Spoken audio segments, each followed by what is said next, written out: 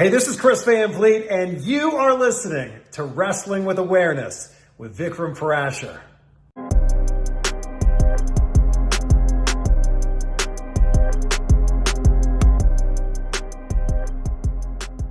Welcome, ladies and gentlemen, to a brand new episode of Wrestling with Awareness. I am your host, Vikram Prashar, and today we have a very special guest with us. Today we are going to be wrestling the mind with Dr. David Reese. How are you doing today, Doctor?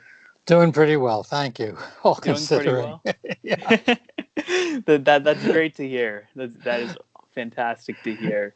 So this podcast is about professional wrestling and mental health. So for the wrestling fans tuning in, Dr. David Reese is a psychiatrist who has studied mental health aspects of concussions and professional sports in general, and a lot more.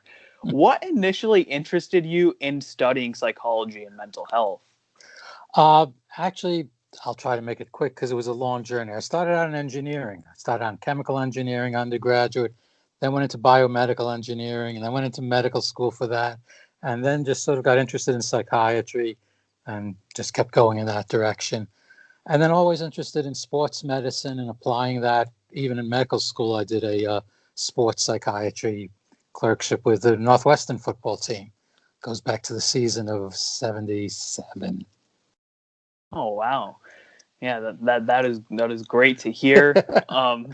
Yeah, a lot of interesting stuff can come out of going to studying medicine, because so many people think, oh, there's so many different forms of jobs you can get out of it. There's so many different positions you can get, and so many different things you can study that interest you. So like, it's great to hear that you went into something interesting to you in mental health, psychology, and then sports medicine, of course.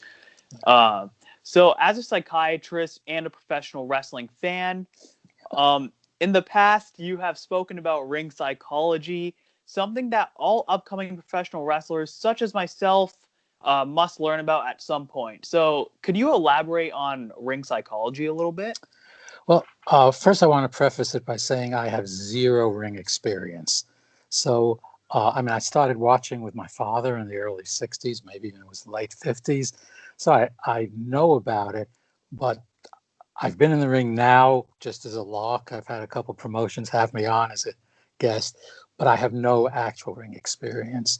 But it always did intrigue me as to the dynamics and the psychology between the wrestlers and between the wrestlers and the fans, because there's a difference between wrestling and MMA or boxing. Because while they're in the ring, although, yeah, people get hurt and they're actually causing pain, their intention is to keep each other safe, or else the promoter's not going to be real happy. And of course, things happen. But still, that's basically the intention. The intention, as opposed to MMA or boxing, where the intention is that once that bell rings, you want to take the other person's head off. And you may be okay with each other afterwards, but during the actual fight, it's absolutely trying to cause damage. So it's a very different psychology, and that's what made me interested in the psychology that's underneath the persona and the over-the-top personas that you see. I mean, even in MMA and boxing, you have personas, but not like in wrestling. So I tried to figure out, what is this all about? What's really going on here? Yeah, man, absolutely. And I could not agree more. I've watched boxing before. I watch MMA here and there. Very entertaining stuff. I do understand they've got personas there, like Conor McGregor. That guy is a character. Yeah. But it just doesn't, it can't be the same as pro wrestling in terms of, since they don't fix most of the fights in those two sports. Professional wrestling, there's a lot more psychology in terms of that, because the wrestlers got to be connected. As much as they're hurting each other, they do got to keep each other safe. And they got to know the psychology of the fans to get them behind a good guy, behind a bad guy. There's a lot of stuff with it. Yeah, that's the other part of it. In MMA, boxing, sure, they're aware of the fans and want to put on a good show, but they want to win the bout. And that's the main motivation. That's what they're there for. In wrestling, they're there to connect with the fans. As they say, if you're not putting butts in the seats, you're not a good wrestler. So the whole actual thrust of wrestling is to reach the fans, and to reach the fans emotionally as opposed to just win the match. Like, in a football game, yes, they want to entertain the fans, but they want to score that touchdown. And really, they don't give a damn how many fans are on saying this or that if they're winning the Super Bowl. Yeah, exactly. And I think the best way to put it is, in professional wrestling compared to all other sports, professional wrestling, since it's predetermined and it's entertainment, the fans come first. Whereas in the other sports, the fans are important, but they don't come first. Exactly. Winning comes first. Exactly. Puts a lot more clearly what I was trying to say. Yeah. So you were able to make a connection between professional wrestlers and their characters and their childhood trauma, if I'm correct. And the $1 Million Man, Ted DiBiase, was even impressed with this. So can you further explain this? Sure. One of the things and really taking a look at it from the outside, I said that a lot of the storylines sort of recapitulate childhood trauma and even childhood abuse. And if you look at it, one of the messages that the wrestlers are giving each other and are giving the fans is, I'm going to hurt you, but it's for your own good. In boxing, I'm going to hurt you because I want you to be knocked out. But that's really the message that an abusive parent gives to a child. Now, even if it's not an abusive parent, even if it's just the crap we all go through as kids, that even with the best parents, we get frustrated. We all experience some type of trauma. And I realized that a lot of the storylines were really depicting that kind of childhood trauma, confusion about, is this pain good? Is this pain bad? What am I supposed to do?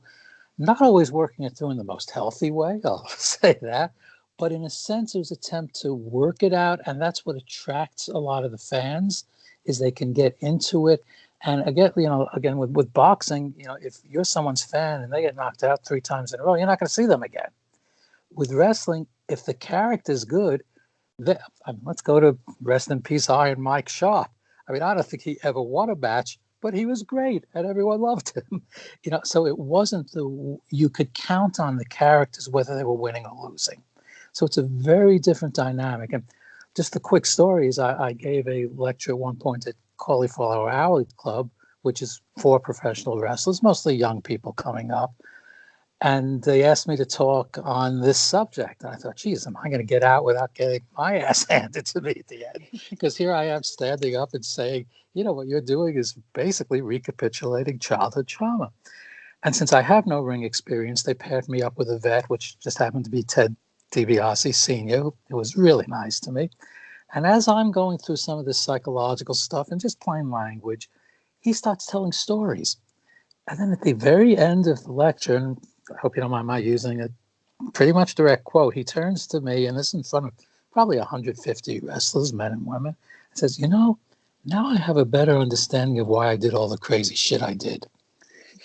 And afterwards, rather than being kicked out or worse, I had so many people come up to me and say, that's my story. That's my background. That I know that's drawn me to it. And sometimes they didn't even know why. And then I've been invited back like every year since. It's been a dozen years since I gave that talk. Wow. That is some really interesting stuff. And I could definitely understand the connection made there. Because, yeah, you are 100% correct. Usually when a child goes through childhood trauma, like being beaten by parents, the parents will sell to them, this is for your own good. And in professional wrestling, it'll be sold to you that this is the best for the match, best for the show, best for the fans. If you take this bump or if you take this crazy spot, and that is 110% true. And that's coming from a pro wrestler in training. Right? Yeah, and that's what's actually going on between the wrestlers also is, yes, I'm going to cause you pain, but we're both profiting by it. So it's not, obviously it's not exactly the same, but it's close enough that it connects emotionally with that experience. Yeah, absolutely. And that is a very interesting topic, and I can definitely understand the connection made there for ring psychology. So yeah, moving on, because professional wrestling is a very violent sport, although it is predetermined. Let's move on to the topic of CTE a little bit. You've been a wrestling fan for quite a while. I'm sure you're familiar with the tragedy of deceased WWE veteran Chris Benoit. Sure. for those listening who don't know, Chris was a WWE superstar, and he was scheduled to wrestle at an ECW pay-per-view. He did not come to the pay-per-view, which is very out of character for him, only for the world to learn that he had unfortunately committed a double murder-suicide, killing his wife, son, and then himself, which is some very heavy stuff. It is believed that CTE and the head damage is what caused Chris to do this, but many people do keep in mind that this is what tightened the WWE's drug policies at the time, because Chris was allegedly still on steroids. So what are your thoughts on this tragedy, and do you personally believe it was CTE that caused this? Well, I think, I have no personal inside information on that. I mean, I do know people who knew him who said this just wasn't who he was in the past. But, I've seen all sorts of stories and some tragedies. It's never very clear cut. It's always multi-determined. So, it's as I understand, there were drugs involved, and that surely probably contributed. But from everything I've heard from people who knew him, that wasn't his personality. And from what I've heard, and again, just in the media, no inside information, that the autopsy definitely showed brain damage. And we know that with CTE, not everybody, but some people really get disinhibited. They certainly can get depressed. That can make them turn to drugs. Sometimes even they're given medications for it, which turn out to make things worse. So often you're talking about someone who may have a history of problems, may have all sorts of drugs, maybe just steroids, because even that can have an effect. But there's no doubt that the damage to the brain can lead to depression, can lead to impulsivity, poor judgment. And, from what I've heard, I don't doubt that was a factor. Now, can I have a clinical opinion? Was it 10% or 90%? No. But was it contributory? I would say very much more likely than not. Yeah, absolutely. And yeah, you're totally right about the autopsy. What was it? I believe they said he had the brain of an 80-year-old man on Alzheimer's, something like that. Something, yeah. I mean, there was definitely brain damage there. Yeah, absolutely. And I remember because I was watching the Dark Side of the Ring documentary on it, and it was Chris Jericho who had said in that era, taking a chair shot, an unprotected chair shot to the head was like a badge of honor. So wrestlers would just tense up like this, grit their teeth, and take it right to the head. So right, yeah. The idea there was basically to protect your neck. Yeah, that you wanted to tense up so that your neck didn't get the shot, which means the skull gets the shot, and the damage isn't necessarily done by the chair or whatever actually hitting the skull. It's the brain bouncing back and forth within the skull. So the more you tense up to protect your neck, the more your brain's actually going to vibrate in the skull, which is doing damage on different areas of the brain, not necessarily even where the chair is hitting. Yeah, absolutely. That makes a lot of sense. And I've seen so many documentaries and just movies about concussions, and it's exactly the way you described it. Like, I don't really have the best example right now. Let's say we have a water bottle here. The water's the brain, the bottle's the skull. You shake it like this. The problem is the brain going back and forth. Absolutely. Exactly, because the skull is awfully hard. And yes, there is a watery cushion, but it doesn't take a lot of force for the brain to actually hit against the skull. And what we now know is it doesn't have to knock you out. There can be micro damages, micro injuries done every time you get hit. Just like they say in football, that especially with how big the guys are now, that every play at the line is like a 30-mile-per-hour collision.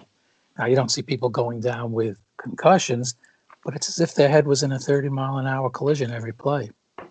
Yeah, man, absolutely. And speaking of concussions, I understand you have been a part of WWE Veteran and now Dr. Chris Nowinski's Concussion Federation for quite a while now. What exactly do you guys do? Well, actually, I've been working with Chris unofficially for, probably about 8 or 10 years. I'm not actually on staff or anything, but we have a informal relationship. The Concussion Federation Foundation is basically research oriented, but recently has gotten more into at least helping people out in crisis, connecting people up with treatment. And that's where I've become more involved. Initially, I was more just a supporter of what they were doing. But now I'm more actively involved where they will refer me people in crisis or even not in crisis who just want to know, where do I go from here? And I'm not a neurologist, so I don't make any neurological decision. But in terms of depression, in terms of impulsivity, a lot of times substance abuse comes in. So right now I'm seeing, basically 2 or 3 people referrals a week from the Concussion Institute, sometimes just helping out to get someone into the treatment they need, sometimes actually doing the treatment. Yeah, man, absolutely. And being connected in a WWE Veterans Concussion Federation, you must understand the toll professional wrestling takes on one's body. So no matter how many people out there want to discredit the physical aspect of the sport, what message would you give to those people who do so? It's not fake. It's predetermined in terms of the results. And yes, these are very highly skilled athletes who are trying to protect each other, but trying to protect each other while committing violent acts. And as much as you pull a punch, or as much as it may, look worse than it is, when you're getting hit, when you're falling 12 feet, that's still doing damage to the body. And yes, maybe not as much as if it was with intent to cause harm at that moment. But geez, I don't know any veteran that doesn't have all sorts of issues. And, in terms of head trauma, it's unpredictable. I know people, whether we're talking about football, hockey, or wrestling, who've taken all sorts of hits. They're in their 60s. They seem absolutely fine. I know people in their 40s who literally, I'll spend an hour with them, and by the end of the hour, they can't remember where we started. So it's very variable, and we really don't even understand why, but the body, the head definitely take damage. It's highly skilled, and just like other athletic type performances, stuntmen or women, there's a cost. There are accidents, things don't always go as planned, and even if everything goes exactly as planned, there is still concussive forces involved. Yeah, absolutely. I couldn't agree more. That was a great message to send out to people. So, predetermined is the perfect word, even if you want to go with scripted, if you're speaking about the WWE specifically.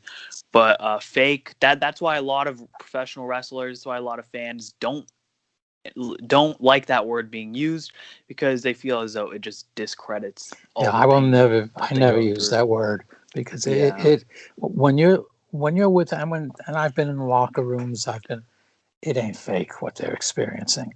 The outcomes are predetermined. They're not actually trying to hurt each other, but it ain't fake. Yeah, I couldn't agree more.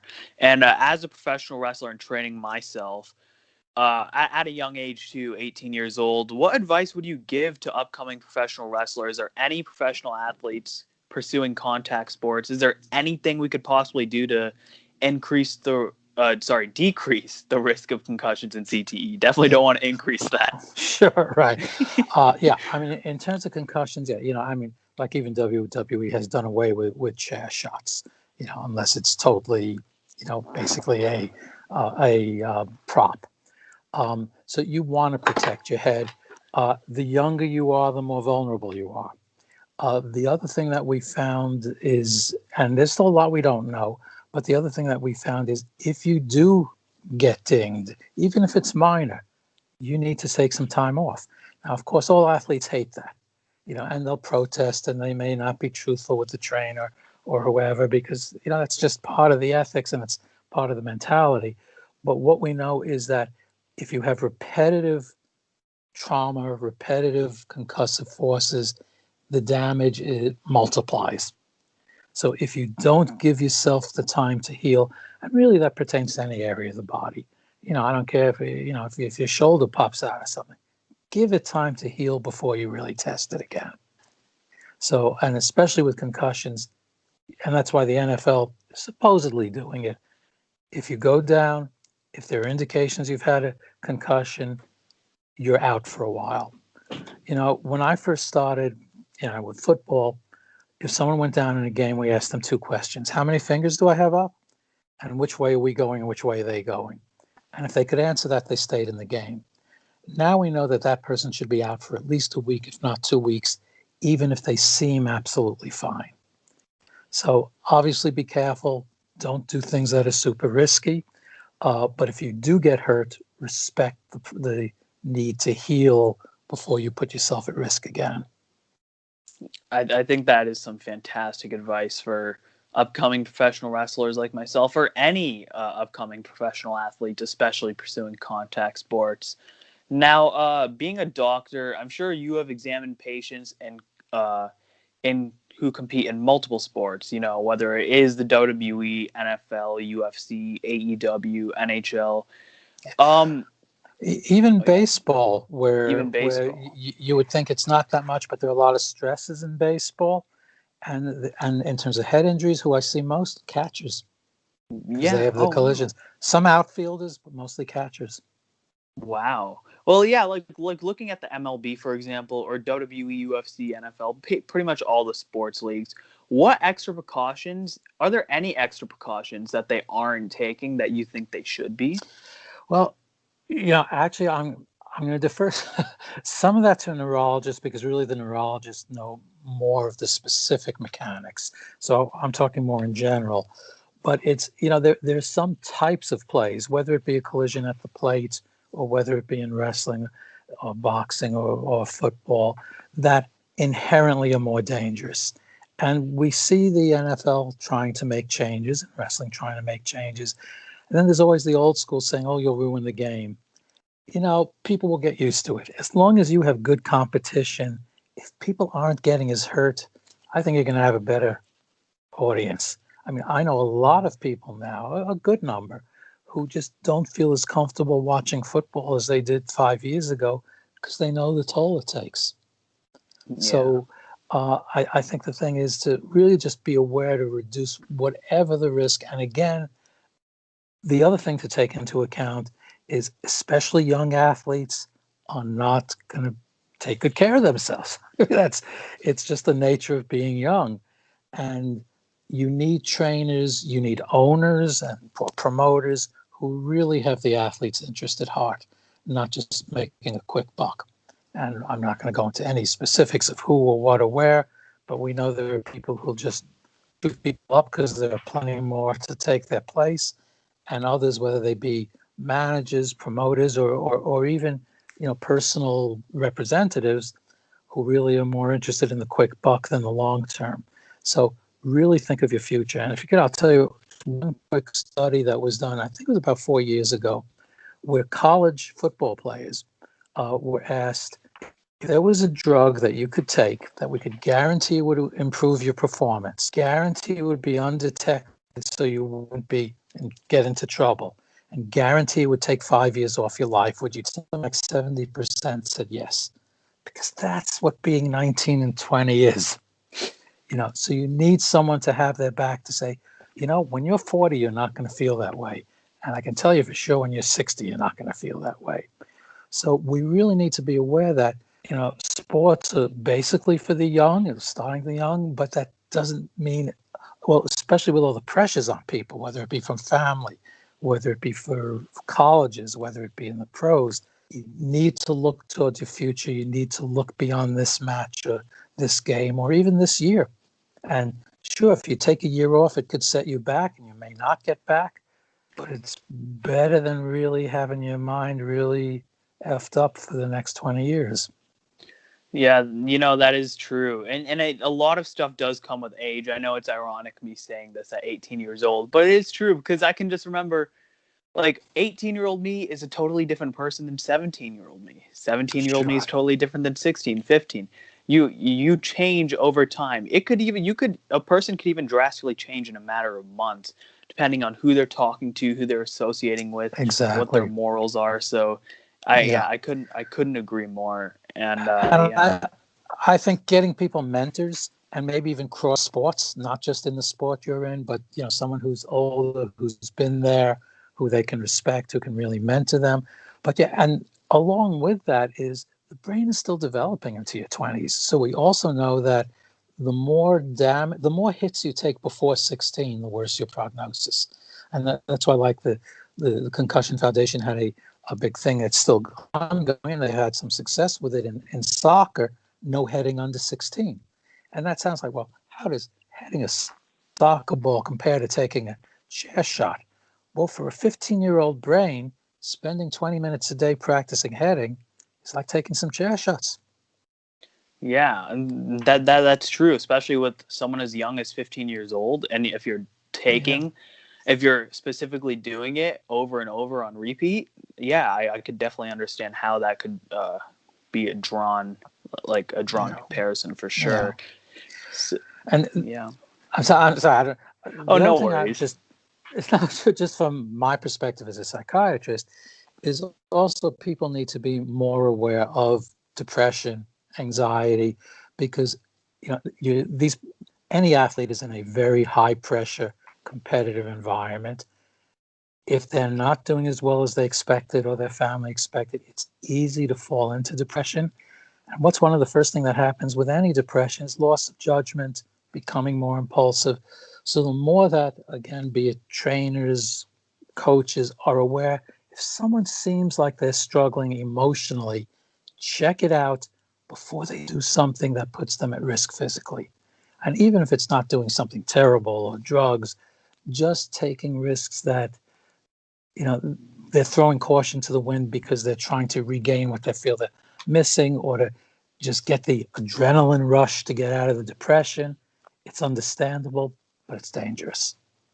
Yeah, I couldn't agree more. We should definitely all be checking up on each other a lot more. And that actually does bring a good opening to the next question, because mental health has always been a topic here on Wrestling with Awareness. And if you're comfortable with sharing, have you ever struggled with your mental health, and what advice would you give to people watching who could be struggling? Okay. Well, I don't know anyone who hasn't. Yeah. Seriously. Now, that doesn't mean that everyone has mental illness, but we all have issues. We all have good and bad times. And the key is, some things we can take care of ourselves just by self-care. These days people go on the net and find things, and you have to be careful. Some of it's snake oil, but there's good information. But basically, be aware of where you're at. If you're feeling something uncomfortable, talk to someone, even if it's just a friend. And if it's interfering with functioning, obviously, if it's causing any dangerous feelings to hurt yourself or anything like that, that goes without saying. But what you look for basically clinically is if it's interfering with sleep, appetite, concentration, memory, it's time to get a professional involved. Now, it doesn't mean you necessarily have to be on medication. There's some medications that don't work well in athletes. But get some professional help, get someone to talk to, deal with what's going on, because we all struggle. And, I don't care what sport you're in, how many athletes go straight to the top and stay there? Basically, maybe one or two here or there. But basically everyone's had bumps along the way, and I haven't talked to any athlete, no matter how successful. Guys coming in wearing Super Bowl rings, who'll talk about their down times. And it may not be a clinical depression, but where they're just not where they should be. And it doesn't always have to be professional help, but if it's interfering with functioning, if it's interfering with your judgment, if it's making you impulsive, if you're drinking more, using drugs, whatever, get some help. Yeah, absolutely. I couldn't agree more. And staying on that topic of mental health, we've seen a rise of mental health in the youth and teenagers, with unfortunately the depression rates and the suicide rates going up. I feel like there's a lot of contributors to that. Obviously, social media could be a big one. I believe the school system and the way that's run could be a big one as well. What do you personally believe is like a contributor? Of course, right now it's hard to say because we're all dealing with the pandemic, which is so much overall stress, and life is so disrupted, and not just in the not little, but all the practical ways. But if you're really looking at every stage of development, whether you're talking about, like I just saw my 2-year-old grandchild this morning, and I thought, like, what is it going to be like for her having grown up at 2, seeing people in masks? If you're talking about a 7-year-old, if you're talking about a 12-year-old, if you're talking about an 18-year-old, if you're talking about a 60-year-old, you're talking about, we all have different challenges at different stages of life. And getting through those challenges, at times is difficult. So just be aware that things are not always going to go smoothly. And at each stage, it may change how you react. Your whole philosophy may change subtly or a lot, but be aware of our reach out for support. And again, it doesn't have to be professional, but just be aware that the normal stresses of what you're doing takes a toll. Yeah, absolutely, man. Absolutely. You are a very accomplished psychiatrist. You are recognized both nationally and internationally. You've been quoted on the radio, TV, in the print. You've had many book chapters and articles. You're a very successful individual. What does Dr. David Reese do to keep a positive mindset and stay motivated? Well, one of the things I've started doing is take some of the junk apps off my phone, because we're in a whole new world right now. I mean, being in my 60s, what I've seen change, it's a very different world. There are very different stresses. And it's really taking a measure of yourself and really realizing when you're doing something that may even feel comforting, like playing a silly game or whatever. But when you really look at it, you're really not relaxing that much. You may be numbing yourself out, but not really relaxing. Just really look at anything that's has a hold over you instead of you having a hold over it. And especially with social media and just electronics and the internet in general, one of the sort of silly examples I like to use of just the stresses that people are under, especially kids are under now, that weren't in my generation. When I was growing up, if I and 3 friends wanted to listen to some music, we could take out our transistor radios and put on one of 3 AM stations or 2 FM stations, or we could go to someone's house and get out their record player. And if someone was really, lucky, they had 10 records. Now you have every damn recording that's ever been made in history at your fingertips, which is wonderful. But look at what it does to the process of even choosing what should we listen to.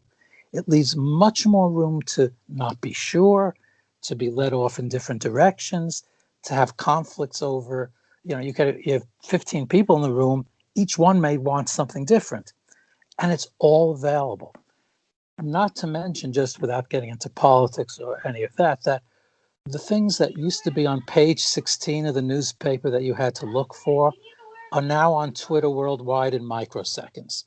So we're exposed to stresses. Every era, when you go back in history, had its own stresses, diseases, different things.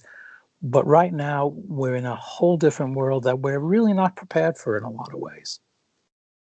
Absolutely. I couldn't agree more. So moving away from mental health, moving away from psychiatry, you are a wrestling fan, so let's just shoot some quick, fun wrestling questions before we wrap it up. I'll do the best I can. All right. Who is your favorite wrestler personally? That changes over time. And I have to admit that recently I've been involved in so many different things that I haven't actually been following as much. I'll put it more general. I like the people who reach the audience. I like the people, I'll put it in wrestling language, who make me mark out.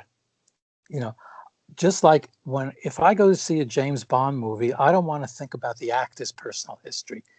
I want to get into the movie.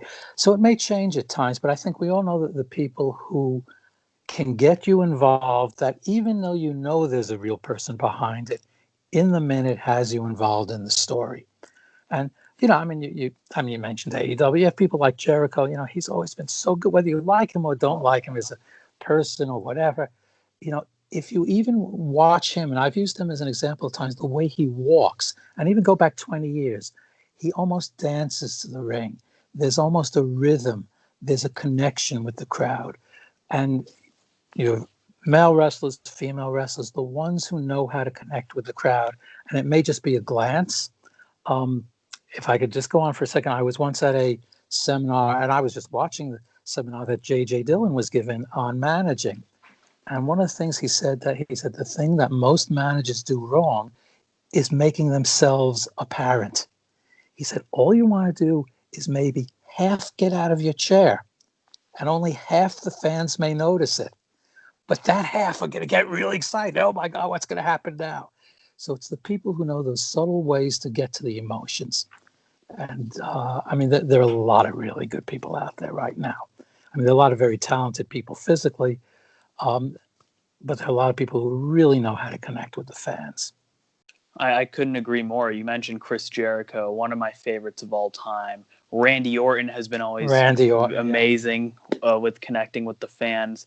Then if you want to go back to people who aren't like as active now, but still come back here and there, John Cena has always been a good one. The Rock, if he ever decides to return. Yeah. So many great ones there. I mean, I've had the luck to meet a good number of people, and the ones I respect the most are the ones that when I meet them, I say, holy, this isn't what I expected at all, because they really sold me on who, even though I knew it was a character, I still figured, well, there's a personality.